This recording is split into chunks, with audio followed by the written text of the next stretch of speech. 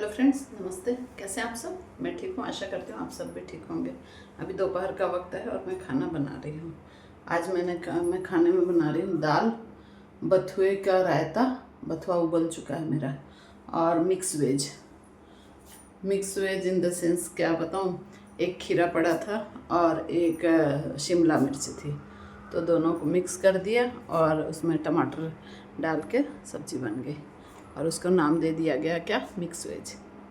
ऐसे ही फ्रेंड्स हम मतलब हम लोग है ना ऐसे ही कर लेते हैं कि उसका नाम अच्छा दे देते हैं और कुछ भी तो नहीं, मतलब जो चीज़ जैसे थोड़ी थोड़ी बची रहती है वो अलग से तो एक चीज़ का तो कुछ बन नहीं सकता, इसलिए सारी चीज़ों को मिक्स कर देते हैं और उसका नाम दे देते हैं मिक्स वेज। अच्छी बनती है सब्ज़ी, ऐसी बात नहीं है। तेज पत्ता डाल दो और ये कसूरी मेथी और ये सारी चीज़ें मिक्स करके टमाटर, धनिया पत्ती, ये सब डाल के तो अच्छी बन जाती है सब्ज़ी, कोई ऐसी कोई बात नहीं है। ऐसे ही फ्रेंड्स, और फिर कल वो है शीतलाष्टमी, माता का मतलब ठंडी रोटी खाएंगे, तो आज काम भी बहुत है। अभी ये वाला खाना बना ले रही हूँ दोपहर का, फिर रसोई धो के मतलब स्लैब धो के, और वो प्लेटफॉर्म जो होता है ना उसका, रसोई का, उसको धो के और फिर नया खाना चढ़ाएंगे, माता का प्रसाद। क्योंकि ना सुबह जैसे पोहा बनाए तो पोहा में प्याज पड़ गया था, तो प्याज का मतलब चूल्हा हो गया, तब उसको सारा को साफ़ करके धो करके और फिर माता का खाना बनाएंगे। और माता की रसोई में फ्रेंड्स बहुत सारी चीज़ें बनती हैं। गुलगुले बनते हैं, और गुलगुले भी दो तरीके के, एक मीठे मतलब कि उसके चीनी के और एक गुड़ के। भात भी बनेंगे दो तरीके के, एक गुड़ के और एक फीके। और क्या, राबड़ी और बाजरे की रोटी, सादा पूड़ी, और जो मतलब पूड़ी नहीं खाए तो फलका। और सब्जियां बनेंगी तीन चार तरीके की, एक तो लुंजी, एक भरवा भिंडी, एक भरवा बैंगन, और मतलब कि करेला यदि बना सको तो जैसे शुगर रहती कई लोगों को, डायबिटीज़, तो करेला भी बना सकते हैं। तो मैं भी ये तीन चार तरीके की सब्ज़ी बनाऊंगी। और राबड़ी होती फ्रेंड्स, क्योंकि माता का तो ठंडा भोग लगता है, तो राबड़ी का ही ज़्यादा महत्व है। राबड़ी, गुलगुला, मीठा भात, इन सब का। तो ऐसे ही, और आज का दिन बहुत बिजी जाने वाला है। और फिर अब वो भी कि आज मेरे फ्रेंड की बेटी की शादी भी है, तो आज तो सवेरे 11 बजे फ़ोन आया कि आपको सगाई में चलना। मालूम भैया शाम को आ जाए वही बहुत है, तो दिन में फटाफट से अपना काम सलटा के तो फिर रात के समय शादी में जाके आ सकते हैं। बाकी अभी तो किसी हालत में नहीं, तो बोले ठीक है। ऐसे फ्रेंड्स, और तो ये मैं जो कथा सुनाती हूँ ना, उसमें जो कल कृष्णा जी का सुनाई थी कि आज क्या पता क्यों पेट में दर्द हो रहा है, गैस्ट्रिक प्रॉब्लम है कि क्या है, जो मतलब कुछ खाने पीने से फ्रेंड्स, मतलब खाली पेट अपन लोग कोई ऐसी वैसी चीज़ें खा लेते हैं ना, तो उसका भी फर्क, वो मतलब असर पड़ जाता है पेट के ऊपर।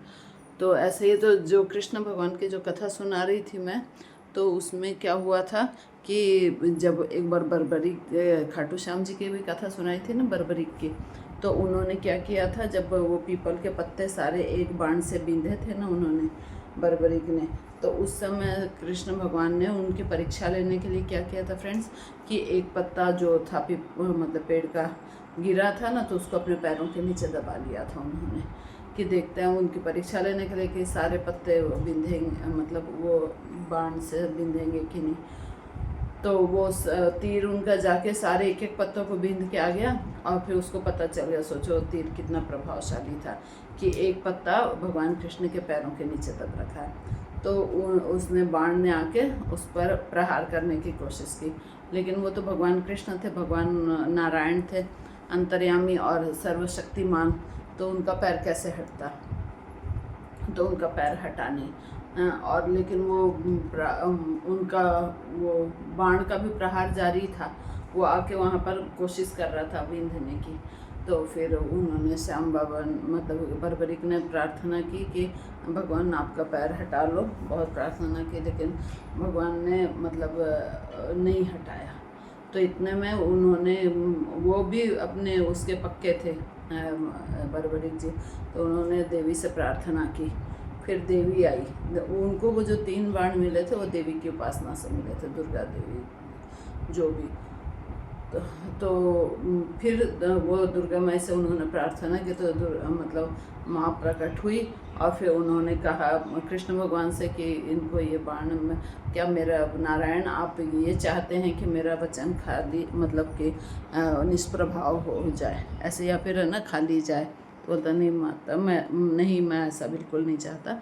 फिर उन्होंने अपना पैर तो हटा लिया है ना, लेकिन वो बाण के प्रभाव से उनका वो पैर नाजुक हो गया, मतलब कोमल रह गया वो पैर, समझ रहे हैं?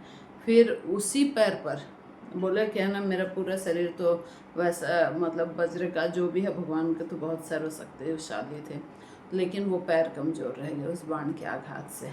और फिर क्या हुआ, जब जरा नामक, कल मैंने आपको बताया था ना, जरा नामक व्याध जो था, तो उसने जब वो मारा, बाण मारा, और तो उसी पैर के कोमल हिस्से में लगा बाण, और फिर भगवान कृष्ण की वो हुई मृत्यु। अच्छा, और इसके और भी एक दो कथाएं और भी है कि गांधारी ने उनको श्राप दिया था कि जैसे मेरे कौरव कुल का नाश हुआ है, वैसे ही आपके भी कुल का नाश होगा, यदुवंश का। दो कारण ये हो गया। और तीसरा कारण ये था फ्रेंड्स कि मतलब कि यादव कुल में कितने लोग थे बताऊँ? 52 करोड़ लोग, नहीं 56 करोड़ लोग, 56 करोड़ यदुवंशी थे भगवान कृष्ण के मतलब वंशज। तो वो क्या बालक मतलब बच्चे भी बहुत सारे थे, तो बच्चे लोग शरारत कर रहे थे एक बार। तो क्या हुआ कि ये थे ऋषि दुर्वासा, कोई लोग तो बोलते हैं ऋषि गर्ग थे या कर्णवा थे, लेकिन दुर्वासा का ही जहाँ तक जान पड़ता है। तो वो क्या कर रहे थे, वो तपस्या में लीन थे।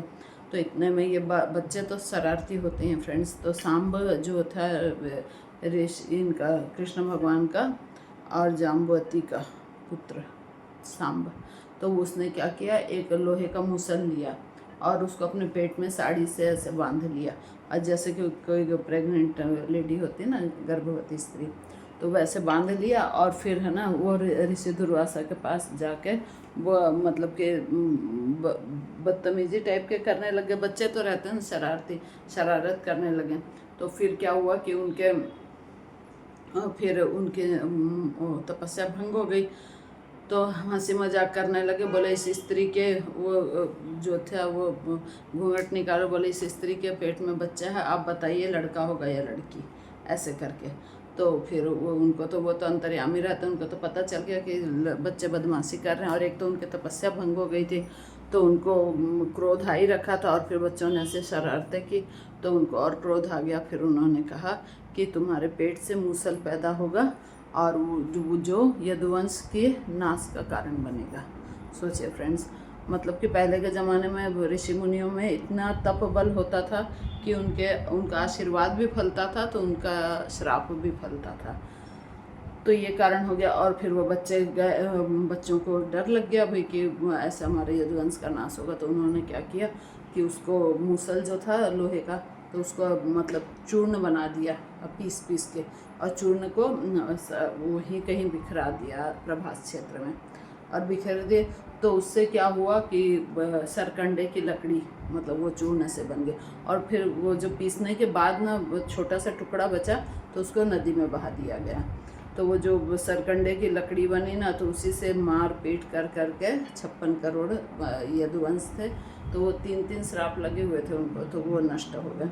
और फिर क्या हुआ, वो जो बचा सा टुकड़ा था, ये कहानी कथा महाभारत में आई है और हमने बहुत बार सुनी, हो सकता है आप लोगों ने भी सुनी हो, लेकिन फिर मैं ऐसे बताती हूँ। तो फिर वो जो टुकड़ा था उसका चूर्ण का जो बचा हुआ, वो टुकड़ा जाके नदी में फेंक दिया गया, और वो मछली उसको निकल गई, ठीक है।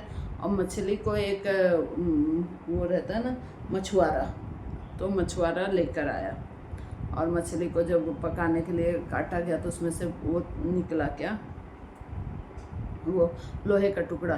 तो उसको ऐसे फेंक दिया। फिर उधर से एक बहेलिया आया, वही जरा नामक बहेलिया, फिर उसने उस टुकड़े को उठाया और अपनी तीर में लगा लिया। और फिर वो जब कृष्ण भगवान सो रखे थे, तो उनको ऐसा भान हुआ जरा नामक बहेलिया को कि कोई हिरण है ऐसे करके।